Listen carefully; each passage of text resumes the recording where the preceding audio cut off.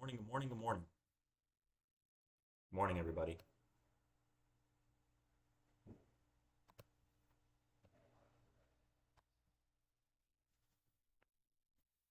How we doing today?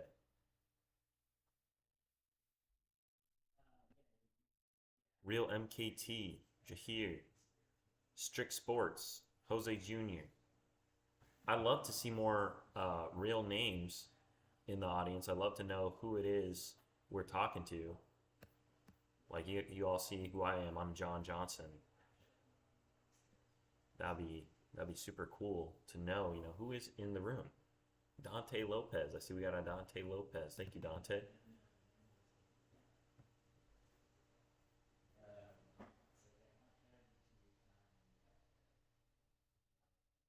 What is going on, ladies and gentlemen? How are we doing today? Today is Tuesday. We're going to take this opportunity to try a little bit harder today. Bob, the main man. Good morning. Good morning, sir. How are you doing today? I'm doing phenomenal. How are you doing? It's a tremendous Tuesday. Tremendous, tremendous. Try harder Tuesday. I like that one. You know what? It hit me, Looking Bob. sharp? Thank you, Yeah. sir. I appreciate it. I got to try harder, Bob. I'm obviously not trying hard enough. I got to take it to the next level. And I may have had a win, but I am still in the war. The war is not won. Oh, we always are. War's never over. Until the day you die, it's never over. You're always battling. You're always trying. So that's never over. It's funny that you bring that up because I was in the same mindset today. I was thinking about my goals and everything, Q4 starting. I'm thinking about 2024 right now, and I'm doubling down. I'm setting new goals for everybody on my team. So I'm just going to bust through 2024 like it's never been done by me. That's what I So, like to hear. yeah, had a nice little celebration yesterday with the team. Closed a nice one yesterday. So that was good. We got paid. That was nice. Congrats. Yeah, thank you. So that got me thinking. It's like, okay, we did that. It was a good chunk. Let's see if we can triple it now. I'm not going after doubling. I'm going after tripling. And then after that, we're going to go 10x it. So that's how I want to think. So that means just try harder. Got to break it down, right? What do you have to do every day, okay, to get to the goals? Let's say you want to make, I don't know, 10,000, 20, 100. It doesn't matter what the number is. Whatever it is you want to make, break it down. How much does that mean? A lot of people, not a lot, but some people who've had success want to hit that 100K a month um, plateau, right? So what does that exactly mean? 100K a month.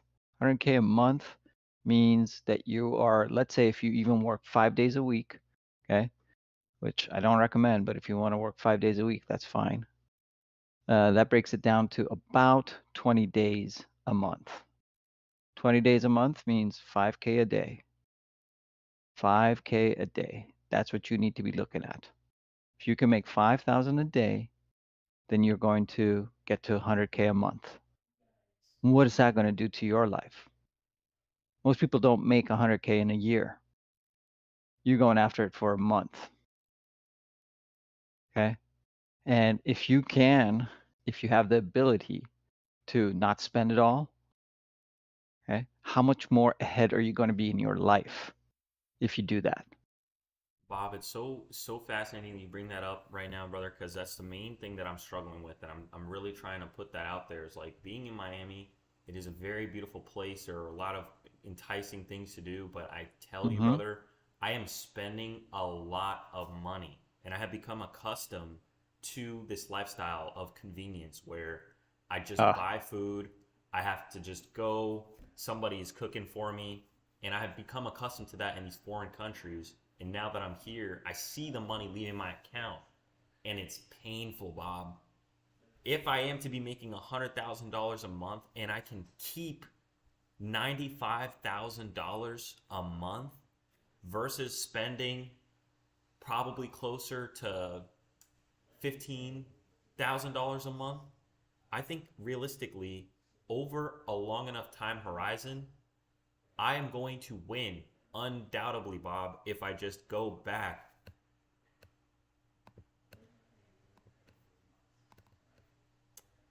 Discord. Discord crashed on me, man. They did not want me to say that.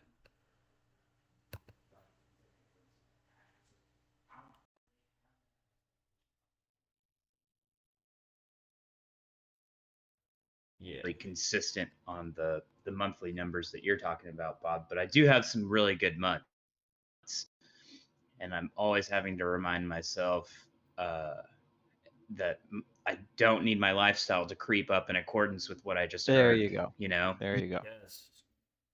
Paul, I'm But so glad that you said that too, because that's like the main thing. I don't need that lifestyle to increase at all. That's not never yet. been a problem. Maybe not yet, but certainly not anytime soon. I want to make money. I want to really Yeah. do this business. I don't want to look like I have money online. I want to earn money. Yeah. Well, that's a because I'm in my 30s, so I'm a decade ahead of you, John. Yeah, I But understand. but uh, but my partner and I, when we're talking about our construction stuff, right? Like we're in a phase where the monthly amount that Bob's talking about is within reach. It's not there yet, but there's a light Nice. at the end of the tunnel there, and um, it could it's a reality. It's a possible reality. We've just got to bust our asses to get there, right? But we'll talk about things like, oh, let's get a McLaren afterwards, and then I'm like, man, what could we have done with that money to make more Right? money? There you go. And it's like, man, you can put that capital to work and 10x that, and then all of a sudden it's like, you know so on the one hand, sure, would I love to drive a supercar and tell you all about it on Instagram? Yeah, but at the end of the day, I'm really happy in my starter home, and there's a lot of things that I find joy in, and maybe I'll go get a nice vacation every now and then and all that There stuff. you go. So Yeah. You definitely need the breaks. You need to enjoy the rewards. But the McLaren, oh my God, that's my favorite car too. That's my wife's favorite car. I dude, might rent it. I'm not gonna buy it. yeah, and that's You know?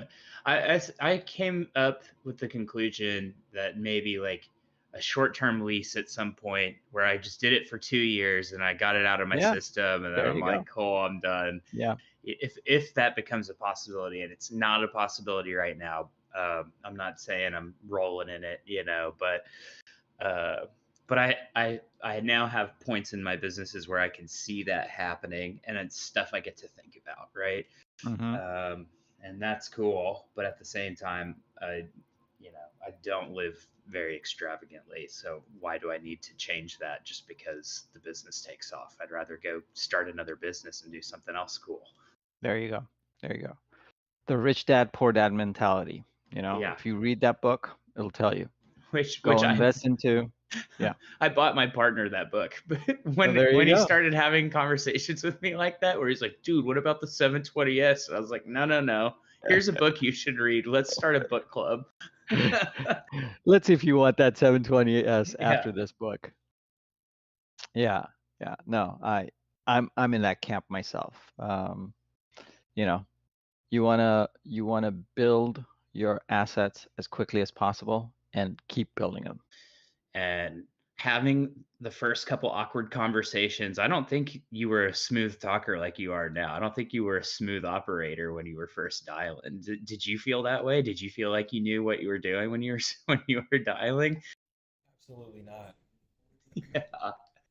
Yeah. I mean, I remember you kind of coming off a little bit less confident on the phone when you first started calling. You were still you, so it was easy to talk to you, right? Like you're a pretty personable person, but I didn't feel like you were speaking from a platform of I'm the subject matter expert. Also, how's your day going, right? Like, um, but now you just put in so many reps, it's like you can really have those conversations pretty easily, but it was just doing the reps, unless I'm speaking over out of turn on this. No, I definitely feel that way, and it's also in part due to the fact that I've been able to really communicate with people at a very high level.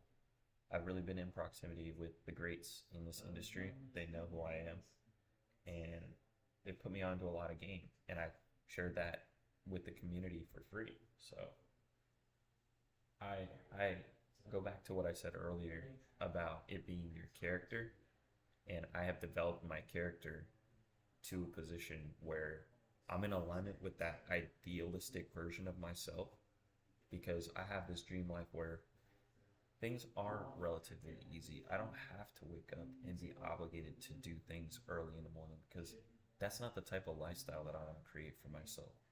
I was never that guy to want to wake up early. I was never that guy to want to, have to go to school or go to work. I wanted to live my life on my own terms. And when I finally got in a position to start living that way, I could become more creative. And just through me doing what I do, I got in proximity with the right people, and they put me on to game that has changed my life. So now I'm capable of making these calls. I'm capable of doing these deals at high volume. So Yeah. that kind of stuff doesn't happen overnight. But just know that if you stick with it, it will happen. Yeah. No, that's kind of what I noticed for me too, right? Is when my first couple calls, they were so bad. They were so bad. Because I just didn't know what I was going to be talking to the person about. I didn't know what random thing would come up, what objection they might have, or I didn't even yet know the market all that well, right? I was kind of just fishing and didn't know what bait to dangle in front of people, right? Um, and so, you kind of learned over time. Once you started dialing, people would start asking you, well, what are prices going for over here, over there, whatever. And the more I called, the more I was like, okay, I guess I'll kind of, try and learn about what's going on in this market I'm calling on.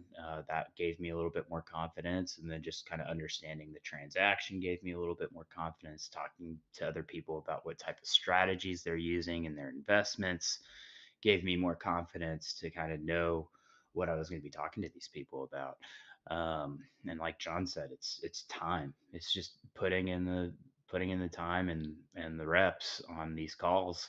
And if calls aren't your thing, figuring out someone who can have those conversations while you're working the deals, that type of thing too. But um, that was a really pivotal moment from having an interested party to getting a close, right? Getting something inked and executed and all that. Um, that was really it for me.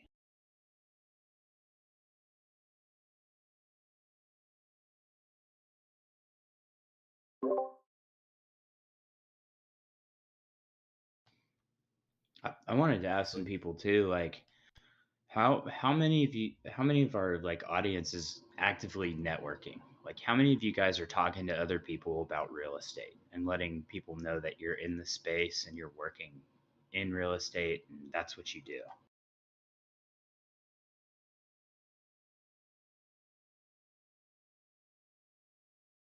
Nice. Like and when you start telling people about what you're doing and you're working in real estate and you're doing all these things, what type of feedback are you getting? Are you able to make any meaningful connections out of that for your business?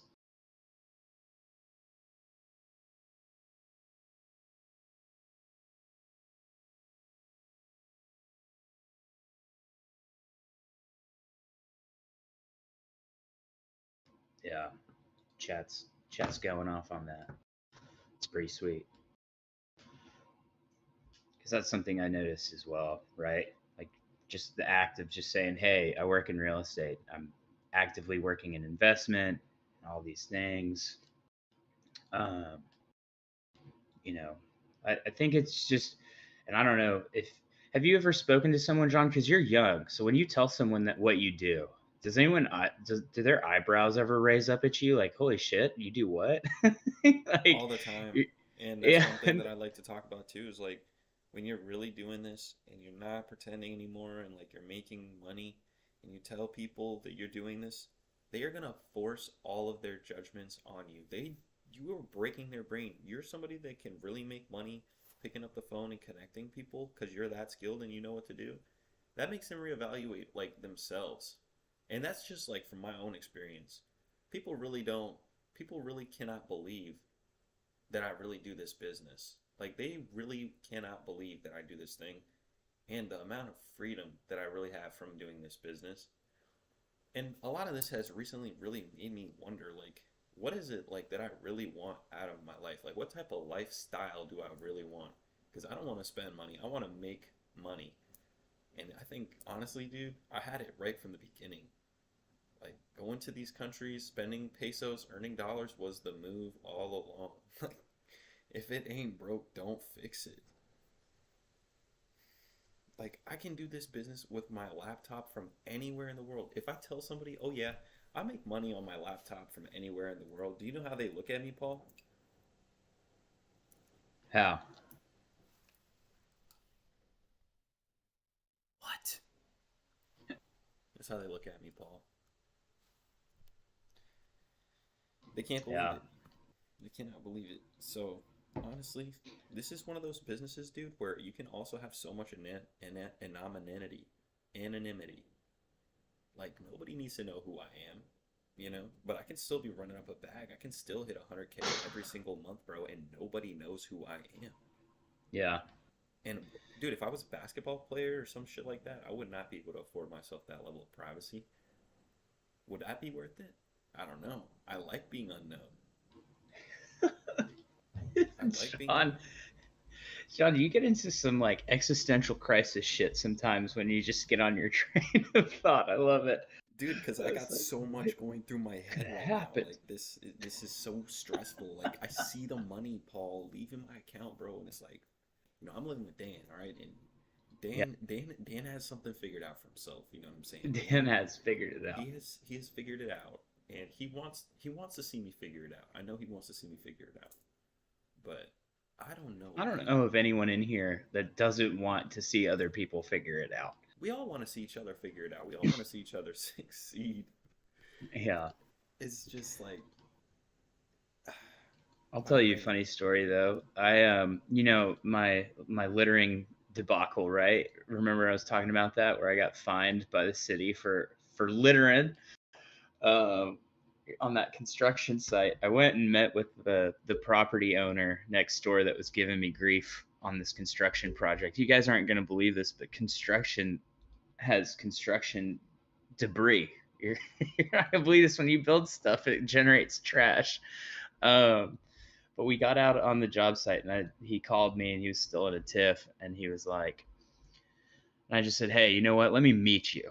Let me just meet you in person. So I drove up to the job site the other day and it was this older guy and my partner and I came out and we're, 33 and 32 and he got out and we got out. He looked at us and he was like, holy crap, these guys are young. That was like one of his first thoughts that you could kind of clearly see through his head. And his tune changed a ton just by seeing two young guys trying to make it work, right?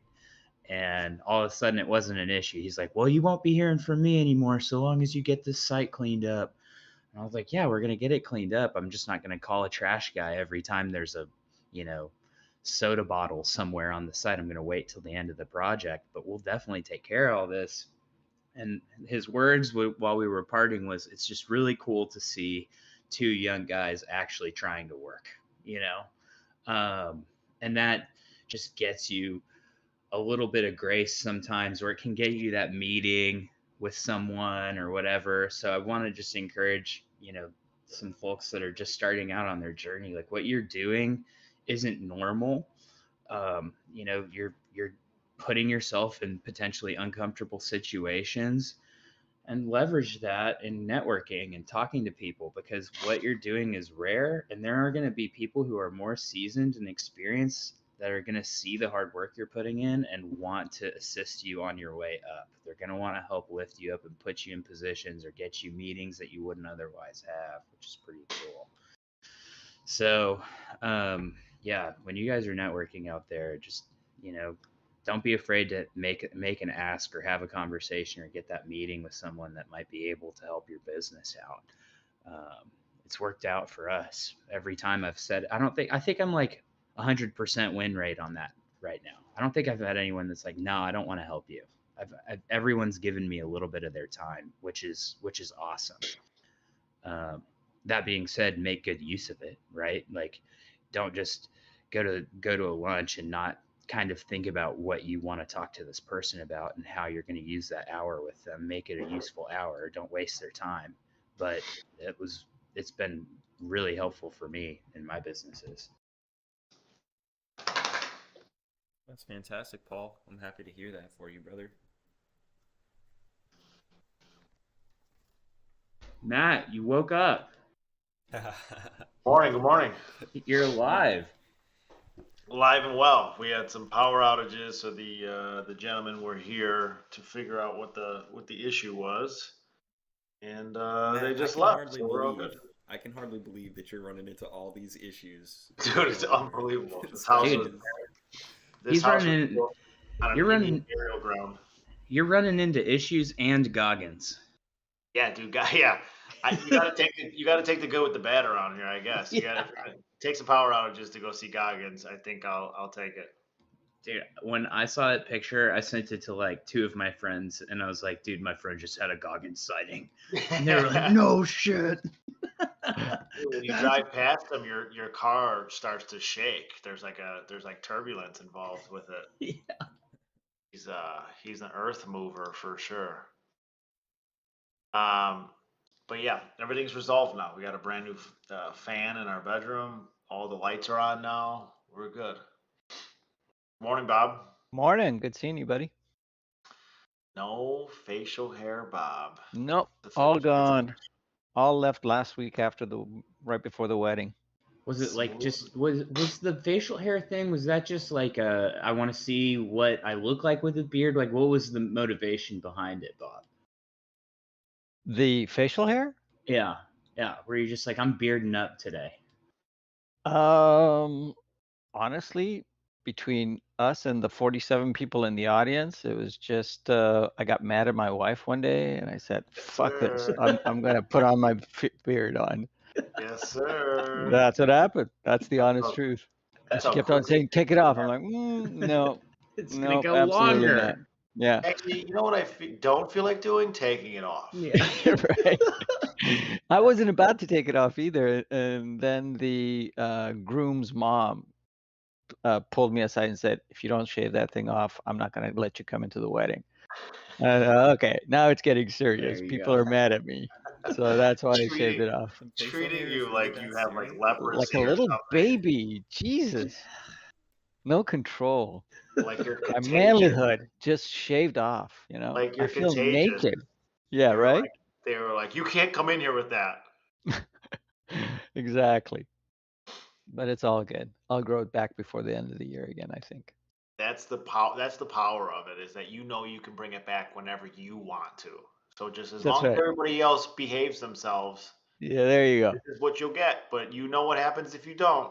Yep, stay in your lane. Yeah, I can bring it back. 100%. What's up, John?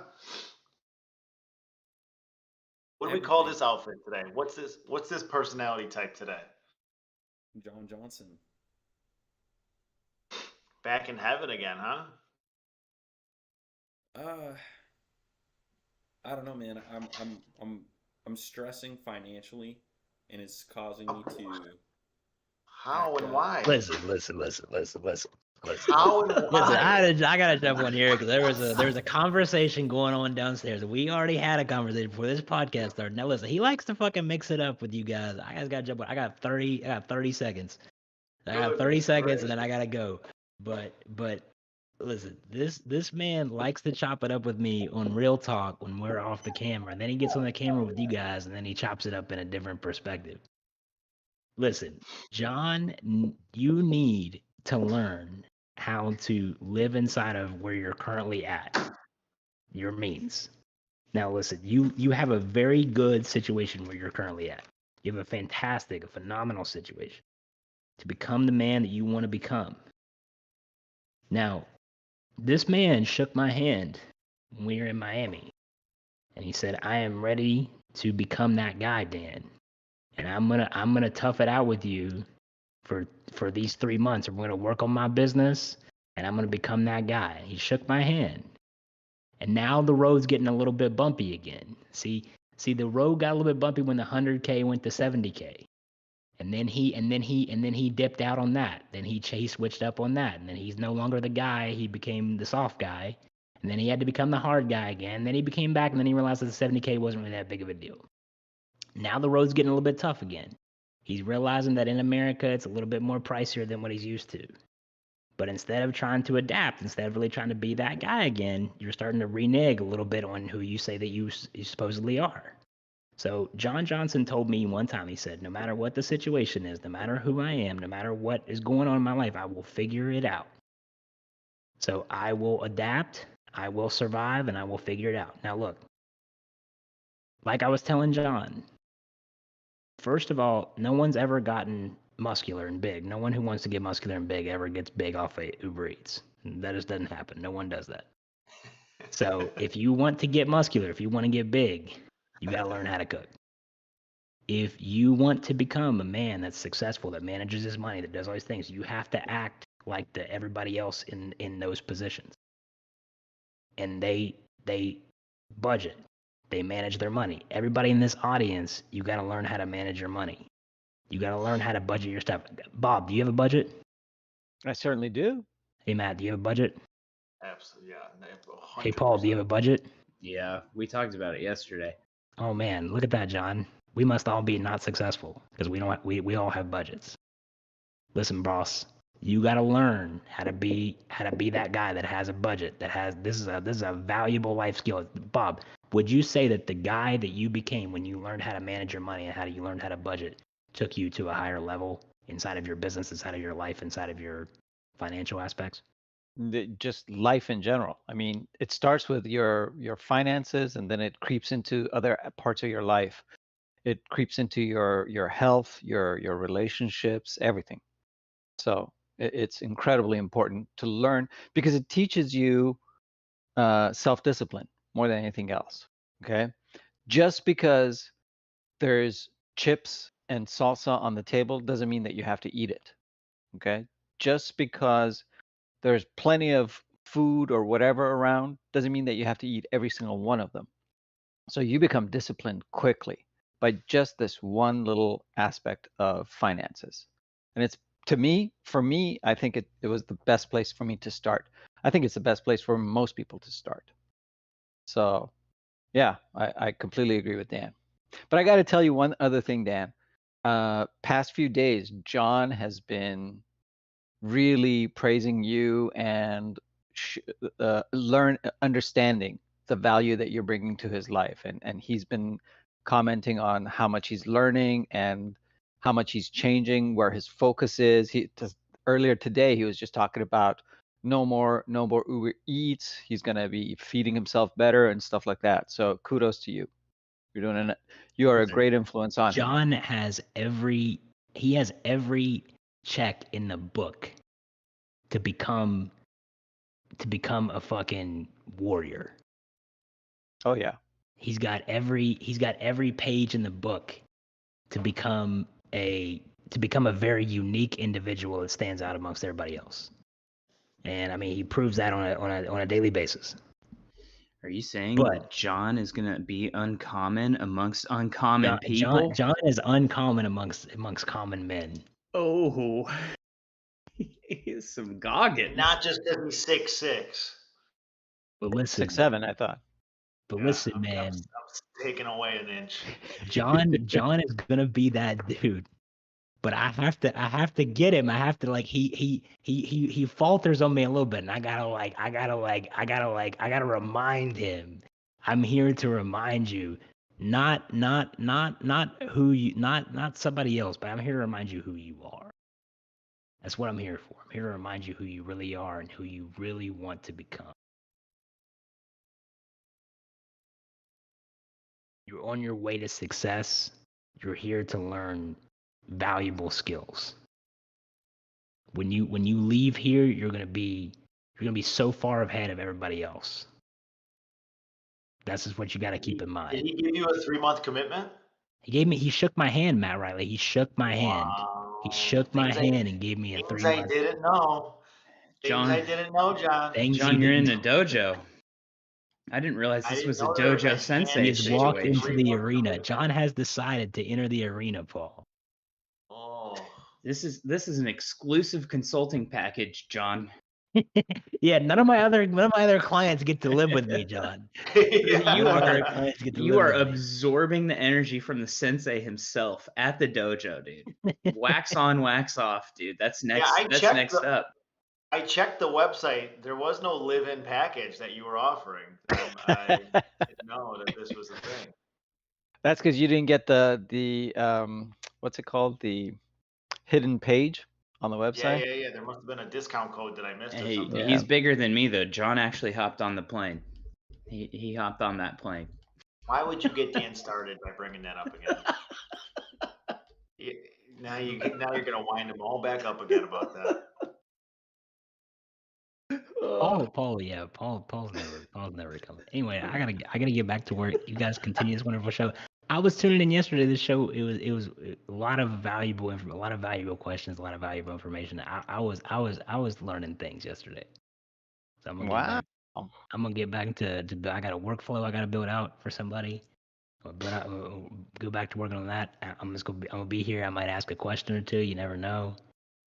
Never know. Keep us You on never our know. toes. Keep you on your You toes. just kept me on my toes finding out about a 3-month commitment. So I'm happy to find out about Listen, that. I gotta put it out there, man, because if I don't tell people, he'll be like, "Oh, Accountability. yeah." So now I gotta hold John's feet to the fire, man. I gotta hold him to the fire. Accountability. Fire. Look at him grinning over there. It's all good, man. Bumps in the road, like we said. So what? I mean, I'm scared to even ask the question, or maybe we should just move on. It's up to you. But what has you feeling now? All of a sudden, you went from this extreme high to now, 5 to 6 days later. I feel like we're back at the bottom of we're in the valley here. And now you're feeling financially stressed and things like that. Is it just because of your new environment? Financially stressed? You feel Getting financially stressed? Getting acclimated with the new environment and the new costs associated with that environment? Yes. Culture shock, possibly? Yes. Yes. You're talking like you're being held hostage right now. Like you can't. John's held hostage with beautiful views. You can like blink if you're okay. Yeah. That's why he's got the glasses on. Yeah. It's mandated. He can't blink if he's okay. Yeah, he held himself hostage. That is Yeah. true. You committed to a 3. I mean, again, I didn't know that there was a 3-month agreement on the table. You shook someone's hand and said, "Hey, I'll stick this out for 3 months." So this is the part of anything. If you're an overweight individual and you put yourself on a diet, you hit that first week, that first whatever it is, and you're like, "I can't do this anymore. I'm hungry. I'm this. I'm that," and you're like, "I can't do this anymore." It's like anything. You hit those lulls, and it's the people that ride it out. And they don't talk about, jumping on a plane and going back to another country or anything like that. But again, we don't have to touch on anything if, we can move on. Because I want John to speak more than one word during this live stream. Let's move on. Let's go to the next topic for now. Copy that. Does anybody have any deals they're working on? Anything along those lines? I just had a $10,000 Yes, second Matt, position. I do. Show up Matt, this during is a what I title need your search help or with, something. sir. Thank you so much for asking this question. Mr. Matt Riley, I have a seller, a motivated Feels like an seller, interview. yes, that wants to sell their property. They are a tired landlord.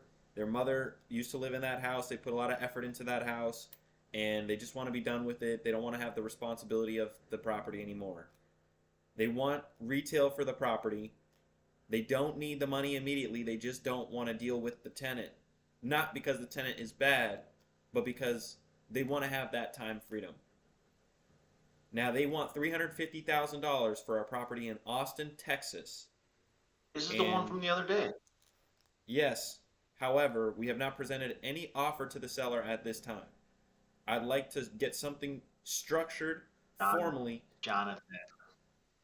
I'd like to get something structured formally to present to the seller today, preferably live. I would like for you to do that. I would like for you to do that as well, because that was a few days ago. Yeah. Have you been in contact with them since then? No. I've been working Yeah. on other This is deals. Whoa. Whoa. Have you talked to us? No, I've been working on other deals. Got it, buddy. All right. Relax. Understood.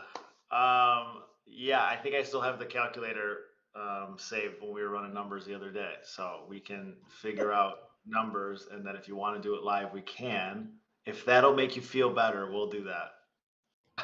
This is the Please. lady that's probably not likely to sell, though, right, John? No, she will sell. You think so? Yeah, she will sell. If we give her reasonable terms and her husband is on board, she will sell. Okay, so that was what I missed, because on the call she was wanting a pretty hefty sum for that She house, wants right? retail. She wants retail. She knows what her house is worth. She knows what she can get for the house. The guy told me she wanted $100,000 less than what she actually wanted. She's not over asking. The estimate is right there with the 350. There are comps anywhere from 350 to 380, and she's open to financing if we can give her good terms. So are you thinking like you do a wrap on this type of thing? I would love to do that. I would love to do that. I would love to have. I would love to place a bet against somebody that says to me, "I will make payments on your behalf, John, to the seller." Because if they default, I get a free property they've already been building equity on, and I get to continue to make those payments. So yes, I will let that person take a risk, and I will be there in the event they default. Matt has got me on another level, man. If you guys want to talk about these types of situations, Bob and Matt have really changed the game for me. This is the warrior energy that Dan was talking about, John. We need this, John. John looks like a young Pacino right now or something. He just looks straight out of a Bob movie or something. I think that's the one. I could probably pull it up on my Google Sheets just to see what we were looking at that day. But I think that's the one we offered over ask, right? Or that's what we were entertaining when we were running those numbers to try to get 0%. Yep. Currently rented for like $22.50 or something like that. Yep. I probably have it right here. Yep. $22.50 market rent of $2,600. We pulled the property taxes. I told you to reach out to Paul since it's in Austin just to get his opinion on, obviously Austin's big, so just making sure and confirming our numbers on like the rental side and stuff like that. But I think it was like rehabbed and everything, right? Yes, perfectly, beautifully redone. The tenants have also added fixtures in the property. It's tip-top condition, HGTV. Obviously someone's living there, but it's a dream home in that area. Tip and top condition. It's a transitioning part of town. So the thing that property's got going for it is like that section of town has been kind of lagging behind in terms of redevelopment. But there's a lot of new build communities kind of around there. And it's transitioning. It's really close, relatively speaking, to the city proper. Compared to what? How close? Probably like 25 minute drive. Depends what traffic. As the crow flies, like 15 minutes, but with the way traffic works these days, it's probably 25-minute commute. But it's awesome. As the crow flies. As the crow flies, yeah. But it's a good spot.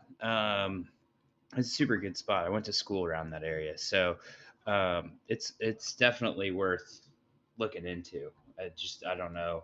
I mean, with y'all's rap stuff, that's something I don't know much about. So that's what do you do in a wrap situation? You get owner financing terms, then they agree to 5%, and then you sell it to someone else at a 6%, and you're collecting a 1% type of deal. Is that what it is? I'm assuming. Yeah, you try to play like interest rate arbitrage, basically, where Right. whatever you have it under, whatever your terms are, increasing those terms and collecting the difference. Okay. So it's like light. It wouldn't be like crazy cash flow, but it's cash flow for you as the wrapper. Yeah, I mean, I would say out of the close to 50 sub two deals that I've done in the last like 6 months, I always, when pushing them out on the dispo side, I'll try to use examples of an exit strategy for the buyer, and I try to use two if possible, one being either long-term rental or midterm, and then wrap. I always include just because the wrap numbers are usually the highest of the cash flows. So I would say I haven't done one in the last 6 months that realistically could have been less than $500 a month in cash flow. Oh, that's pretty good. Yeah, so I would say, Fantastic. It's phenomenal. yeah, like even I would look right now. What would an extra $500 a month do for you? Who? I have this Every- deal in Struthers, Ohio. Mortgage balance of only $109,000. Then there's a second, so like $115,000, and I did a wrap example on there with just a 5% down payment from the wrap owner occupant, the wrap end buyer, and this gave almost $400 a month in cash flow for just like $115,000 Oh, property. nice. And does that mean you're filing a second position on that second position lien? You can do it so in that one, what I would do is, so this one was a sub two. So the acquisition for if I were to wrap it, I would be buying it sub two. So that I have the deed, and then so the lender has the first position, and then I am wrapping it or lease optioning, whatever it is, to the second party, and the deed would never transfer to them until they fulfill their terms with me. So. Like I have $100,000 sub two, I wrap it to them for 150. They never receive the deed until they pay off that 150 to me. Okay, cool. So on this one, like the exit or the entry fee on this, it's a small deal. So the entry fee for if you were to buy this deal sub two was $8,000 plus closing costs. And then without even including the 5% down payment that you'd get from a wrap buyer, it was a 36% cash on cash return. And then if you include the 5% down payment that you would receive from the wrap buyer, it'd be 107% cash on cash return. Oh, damn. That's good. Yeah, so that's why I always do the exit strategy as a wrap at least, because it's, again, realistically speaking, if you can secure that, and I try to put realistic terms on there, interest rates of 5 to 7%. Can you push it? Absolutely. I have a couple of personal ones that are at 9.5%, for like 165 grand. So they pay like $1,700 a month or something like that. So you absolutely have the ability to push the interest rate higher, but I try to be realistic. So like I said, 5%, because not every time you're going to get 20% down either from a wrap and buyer. You'd love to, and that's the hopeful, but realistically, if you can get 5 to 10, that's likely going to cover your entry fee, and then possibly getting all of your money back in year one. And your goal isn't necessarily to set the wrap buyer up to default, because you don't want to deal with that process, I'm assuming. No, and that's exactly like the whole, like I want them to succeed, because again, like let's just say I get a sub two for 100 grand and the numbers make sense, and I wrap it to somebody else for 150, and my mortgage is whatever $1,000, and I'm wrapping it to them for 1,500. I'm collecting that $500 in a month in cash flow, but I also have 50 grand of equity tied up in there as well. So for all intents and purposes, I want that deal to go through because I want that equity out of it when they pay me off. So I don't want them to fail, because sure, could I get the property back and go through that whole process again and collect another 5%? Yeah, but also what happens if they damage the property and go, and it costs me more than that 5%? It's just a pain in the ass. I'd rather the deal go through so I can rinse and repeat, go on to the next. I'd rather have 10 wrap deals out there making me $500 a month with 25 to $75,000 in equity a piece and have all of those people succeed. So yeah, I don't try to set up something that they would fail at. I try to keep everything realistic. I try to go off like what the current rental numbers are in that market. And obviously owner occupants are willing to pay a premium. So, increasing that by 10 to 15%, keeping it realistic within the market means of what people are actually paying for rent. Yeah, no, that's cool. Shoot, I had a question and it blanked. Refis. Let's say your buyer decides to do a refi at some point. Do you have prepayment penalties or anything like that? I do on one of them. I do that I currently have just because I have a prepayment penalty on my side. So there is I just outlined it so they can't pay it off within that certain period of time that I have a prepayment penalty on my mortgage, and then once that's up, they're allowed to. And if they did, then they get hit with X amount of fees to offset what my prepayment penalty would be on my side. Okay. And I don't really care either. Like most of I add language that they just have to note it. Like if I have no prepayment penalty on my side or no, I don't care on my side, then I just try to add language that they have to just notify me, like give me a 60-day notice or a 90-day notice that their intention is to refinance, just so I can get my ducks in a row. Like let's just say I have to do a 1031. I want time to be able to set up my necessary ends on my side, so I don't just get hit all of a sudden with a refinance and I have $100,000 check that gets sent to me and I'm like, I'm gonna get hit with capital gains. I need preparation time, so I add language in to at least get that 60 or 90-day notice so I can set things up on my side if need be. Okay, cool. What was my other question? Oh, on refis and prepayment. Let's say they prepay. Do you include any additional interest on that prepayment? I know it kind of sounds like a penalty question, but some folks will be like, yeah, there's some additional interest included on that side of thing on the when. No, I think mine is just more of like a flat fee. I think I figure out like what it would like just year by year. Like, so if I have a 5-year, because some of my stuff's like commercial loans, so it's either a 3-year prepay or up to a 5-year prepay.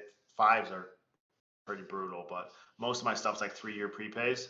So I just figure out what my hit would be on my side for year 1, year 2, year 3, and just add that language in the contract that if I need within these dates, it would be this fee. Within these dates, it would be this fee, and then after this date, no fees, no prepayment penalty exists. It's more like a flat fee instead of like at least that's how it's worded, instead of like extra interest or anything like that. And then I also have first right of refusal for refinances. So coming to me first to allow me the opportunity or ability to restructure the loan if it makes sense to me, where I can maybe lower the interest rate, increase the balance, increase the amortization, do something to rearrange the terms first. And if I'm like, no, I don't want to do that, go ahead and go get, I at least have first right of refusal to bring it to me first and then go somewhere else. Oh, cool. That's super neat. That's really interesting. Yeah, it makes sense in certain markets. Like I said, it's in a small 2,000 population market where there's not a lot of buyers or sellers and there's not a lot of renters. It's kind of like it's tough no matter whatever you're trying to do. But in like big markets, of course, like the Austins and the Houstons and the Cook counties and all these other places where it's robust with renters and buyers and sellers and everything else, then wraps absolutely make sense. I've had a couple where I go on Rent-A-Meter and Rentcast and all these other places, and I can't pull rental comps within 10-mile radius. But then I go on Zillow or Redfin and I look up sales comps, and there's plenty of sales that have taken place over the last 6 months. So is turning this property into a rental likely? Maybe not. I'll probably have trouble with renters, but what if I wrap it now instead, or I do a lease option to an owner occupant? There's more owner occupants in this area than renters. So I just switch my strategy then up at that point. Sweet. That's cool. That's so super interesting to me because you're not actually having to actively manage anything in your portfolio. That is the lucrative part, to me, to my peace of mind. I just don't, at this point right now, I have no real interest in becoming a landlord again, or just playing that role anymore. So wrapping and lease options make the most sense to me because I can still get the cash flow, likely achieve higher cash flow. And what I like about it too is it's predictable cash flow. So if you own, anybody here that owns a rental, you know that investment properties are not predictable cash flow. One month you might make $500, next month you have a large expense, and now you're at zero cash flow or maybe negative cash flow. And then the month after that, you're at 700. It's just an up and down roller coaster depending on expenses and maintenance and things like that. Where wrapping and lease options is a predictable cash flow. Same way that you make the same car payment every month, the same way that you make the same rent or mortgage payment every month, that owner occupant, that wrapped buyer or lease option buyer is paying that same payment every single month, no matter what happened. So it's predictable. So you can map out the next 12 months of your life and know what's actually going to be brought in. And then again, you're securing equity too with every single time. So not only is it a cash flow play, but you are squeezing in some equity too at the same time. Because that's the big thing that people think you're missing out on when you're wrapping or doing the lease options is like, oh yeah, but if you would have just held it, you would have possibly collected more appreciation, or if you held it longer, you'd make more money with appreciation. That is true. You absolutely, like, again, if I buy something for 100K sub 2 and then I wrap it to somebody else for 150, and let's just say we do a 5-year lease option. So by year 5, they owe me 150. What if that property is worth $300,000? It's great for them. It's an easy refinance. I'll easily get my 50K money, but I just lost out on $150,000 in appreciation. But that's just the game we play.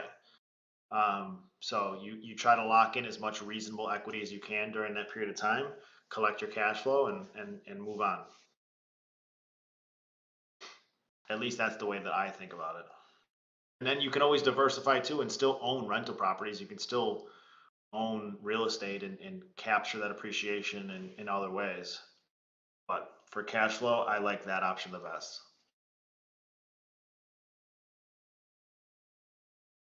Yeah, I would do that in Michigan.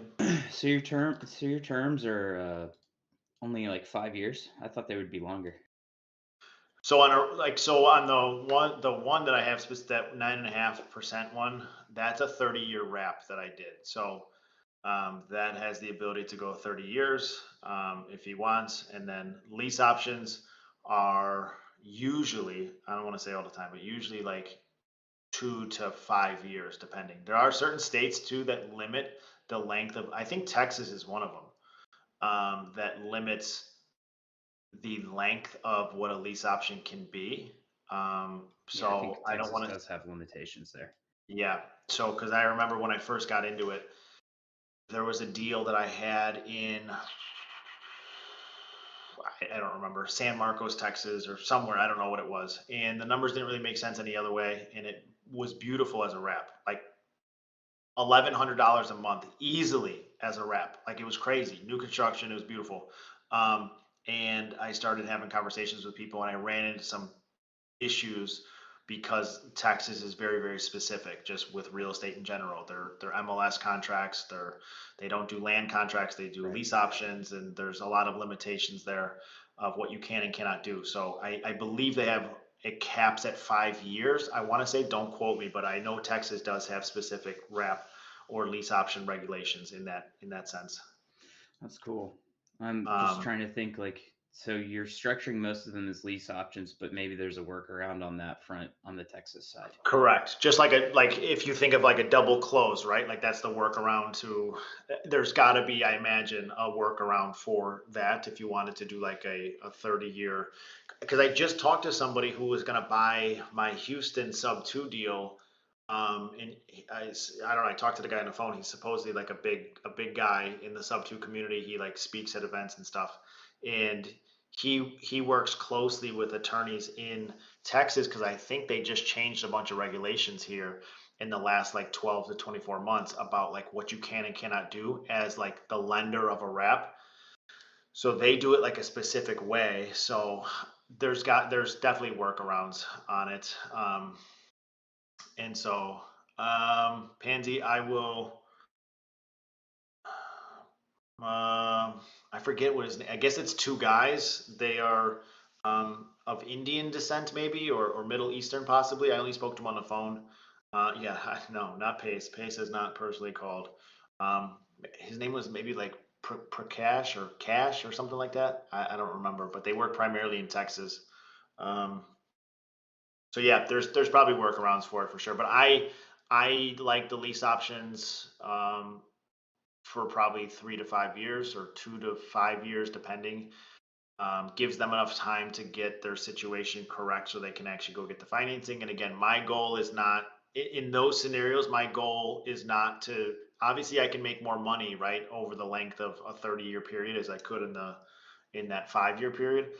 My goal is just to collect that cash flow, get my down payment or my option fee, collect that cash flow, and then just cash out every 2 to 5 years. Just get paychecks every 2 to 5 years in that sense, as opposed to a 30-year note, which is great for long-term interest and money over time. This guy's got a 9.5% interest rate that I have for $165,000, 30-year note. I'll make $400,000 by the time he's done. So if you were to hold it for that obvious 30-year period. So the money can be made way over time. But right now my interest is like, let's just get some checks coming in every couple years, where it's just like a little factory line of them cashing me out $50K at a time while collecting $500 to $1,000 a month in cash flow. Yeah, that's cool. And then using all of that to, like, again, diversification. Like, obviously don't put all your eggs in one basket. So using that to deploy into other parts of real estate for other purposes. Like, I could do the 30-year wraps. I can put it back into Section 8 properties. I could do whatever to capture the appreciation and all the other things. So always just using one thing to fund another, possibly. Can you structure your deals such that, like, let's say your guy captures 150K in equity, like you had mentioned previously. Can you structure your deals to also capture some of that upside along with it? You probably could. I feel like the only thing that you would get where you'd start to get into murky waters, because it happened in Illinois, specifically Cook County, where like my properties were, where they put in regulations to start protecting the owner occupants from like predatory lending, basically. Because what people started to do, and I'm sure they've been doing it for 100 years, is they started doing it in like the South Side communities and to lower income individuals, which is basically setting them up for failure, right? Like the Right. question that you originally asked was like, oh, well, you're not setting up terms that they can't perform on. There are plenty of people that, of course, found a system and they started intentionally or unintentionally taking advantage of individuals who probably had no way of ever qualifying and no chance of ever executing on those terms that they created. And then all of a sudden that 3rd year or 5th year, whatever it was, came. They can't qualify. They can't get the finance. And now they take the property back. And so there's a lot of regulations in place. It's like the title lending industry. Yeah. So it's like, could you put language in it? Yeah, and like we always say, like you can put whatever you want in your contracts, and then just always be prepared to defend those, like if it ever had to come to court. So Right. my thing is, depending on what the language is, could I insert something that says like if it reaches X amount of dollars in value, can I recapture some of that? And then would that be like predatory then at that point?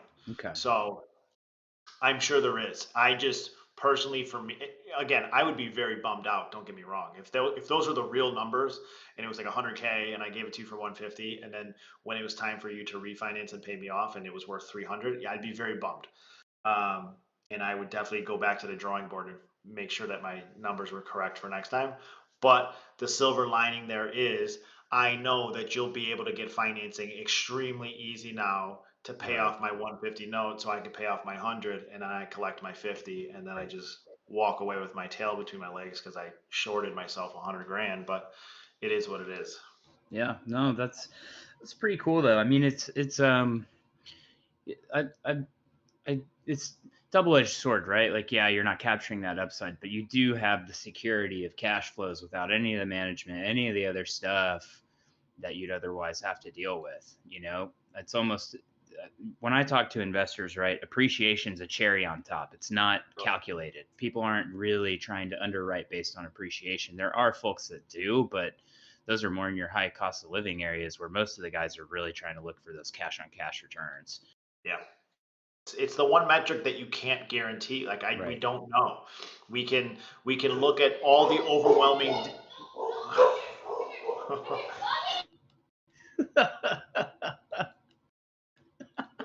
We can look at all the overwhelming data for rents, where rents were in 2010 to where they are in 2020. We can do all of the market analysis and sold properties and sold comps and all that kind of stuff. Appreciation is one of those things where it's just extremely difficult to guess.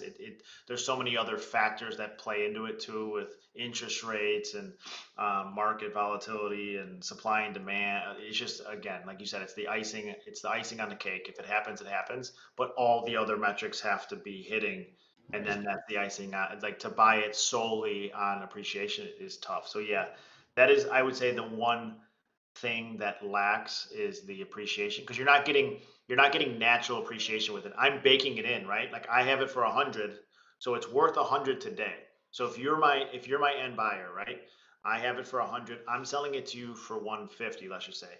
It's not worth 150 today, but you're not buying it today. You're buying it in 5 years' time. So I'm doing my math basically, and it's like, all right, standard appreciation is 3 to 5% a year. So in 5 years' time, that's 20%, or it's 15%. So I kind of run my numbers based off of like a standard appreciation cycle. And like I said, it's not worth 150 today, but you're not buying it for 150 today. And these are, you're acquiring these just basically off of sub-2. You're not structuring this off of like traditional seller financing type stuff, right? Correct, but it's very easy. Seller financing is, to a lot of people, the most preferred method to acquire properties, just because, again, you don't have to deal with the due on sale clause. There's not like an outside lending institution that can do things. It's just you and the seller. The seller is the bank. You can absolutely structure a seller finance deal with low interest rate, low entry fee, all of those things. And then the seller secures first position in that seller finance. So they are the bank. So the same way that Wells Fargo would be first position, that seller's first position. And then you could absolutely use the lease option as an exit strategy for you as the buyer on that deal. And again, you could like the deal that me and John are working out. We're just on the spreadsheet putting numbers together. So has the seller agreed to any of this? No, but increasing the purchase price to get a 0% interest rate. So let's just say I can secure a 0 to 2% interest rate seller finance deal with no balloon. Maybe I get it for the next 30 years. Even if they put a 10-year balloon on there, I could do a 5-year lease option as an exit strategy, because I got 10 years. So even if this person doesn't perform, right, and I waste 4 years or 5 years and they don't perform and I got to take the property back, I have another 5 years to execute either the same exit strategy or a different one in order to satisfy my balloon, that 10-year balloon that I have on my side. That's cool. I have one right now in Florida where the seller has short-term financing, and I was talking to the agent, and the numbers just didn't shake out for me at all. It was a brutal market in Florida. I forget where it is. It's like South Florida, but like in a weird small pocket. And he was telling me about like how the values increased like over 150%. He's like, these properties were selling only like 3 years ago for like $80,000, and now they're all going for like 250 to 300. And he's like, it's just unsustainable, and something's going to happen here. But the seller had short-term financing on it, so I recommended, because it wasn't a great rental market, it wasn't a great anything, and I was like, he should, because I think he had 7 years left on his financing with the mortgage with the bank. So I was like, he should just do a short-term lease option for 3 to 5 years, and then hopefully that person executes on that 3rd or 5th year, and they pay him off, and then he's done and free with the property. If not, he still has another 2 years or 2 to 3 years at that point to figure out another exit strategy. He can do it again. Maybe the market's a little bit different at that point. Who knows? But at least he's buying himself 3 to 5 years at that point. Because right now, all you guys are doing is price reductions. Nobody wants to come buy this property. There's no renters here to come rent this property for what you guys need it for. See if that's an option. And so he had enough time on his financing. He had about 7 years where he could try a lease option. And again, if it doesn't work, he'd still have extra time left on that financing. So even if a seller finance deal goes through and it's a 10-year balloon, I can almost do 2 lease options at that point if I wanted to, if the first one falls apart. That's cool. That's super cool. That's interesting. It's just a tool in the tool pouch, of course. Like it's not to say that the wrap or the lease option is the end all be all. Obviously other things make sense and depending on the scenario. I just like it again because it works like a place like Austin. I don't know it entirely, but I know it's an extremely big and hot market, of course. So most exit strategies would likely work there. But once you start getting into it becomes tough once you get into the higher priced properties in most markets, like the $400,000 and $500,000 and above, because most of the time those properties don't shake out as long-term rentals. It's hard to make a property cash flow as a long-term rental if you're buying it for $400,000, $500,000, $600,000. So then you have to start getting into the short-term and the mid-term routes, which get goofy. It just one regulation on the short term, see you later for that. And a lot of lenders won't respect the short term numbers. They only want to go off the long term numbers. So financing becomes difficult. So wraps and lease options are great in those areas, especially in a big market like a Houston, Austin, where there's a ton of buyers, a ton of sellers, there's a ton of renters. There's, you have plenty of people who are, and I always say, like, if I'm selling on a wrap or a lease option, I have access to the largest buyer pool available. I have everybody. You list your property on the market and you only want traditional offers. If you have issues with your properties, no FHA buyers are coming to your door. That property won't qualify for FHA. So that's an extremely large buyer pool gone right there. Now you only have investors. Investors aren't coming in and buying this thing at your asking price. They're going to come in at 60 to 70% on the dollar. So that's a small buyer pool. With owner financing or lease option, and if I'm selling on that, I have investors looking at this property. I have owner occupants that are already approved with pre-approvals in their hand. They just can't find something in their price point. They can't, whatever their issues are, they already have financing in their hand. Then I have the other buyer pool that are renters or buyers wanting to buy, but they can't because they have a bankruptcy from 4 years ago. They have income that they can't claim for whatever reason. They have whatever issues that they can't qualify for a property. So I have 3 to 4 giant buyer pools coming at me on these properties where a traditional house only has maybe 1. So I always say, like, if you want your phone to stop ringing, or if you never want it to stop ringing, you would list your property creatively in some sort of capacity, even if it's short term. Because then you have everybody looking at you then at that point. Yeah, that's cool. That's really interesting. But it's one of those things where, again, like creative and stuff, you have to make sure like everything is above board, because again, there are regulations that are in place. There's fair housing, there's lending practices, there's all of that kind of stuff. Okay, so riddle me this. This is a unique seller that you've got to find. So like how frequently do you think you can find these types of sellers that are willing to do stuff like this? And like if someone's new here and they're wanting to dip their toe in, what should they realistically expect, right? Because you built out some really solid systems and marketing systems to make sure that your deal flow is the way it is today. But what does that look like for someone starting out? Yeah, I mean, realistically speaking, again, all the deals that I've done, and I'm trying to think of one that wouldn't have, all would have, like, because especially as like a wrap lead, like most people that are in the business are looking at long-term rental first, right? Like, hey, you're presenting me a property. Does it cash flow as a long-term rental? Like, that's always the number one question. And yes, no, maybe so sometimes.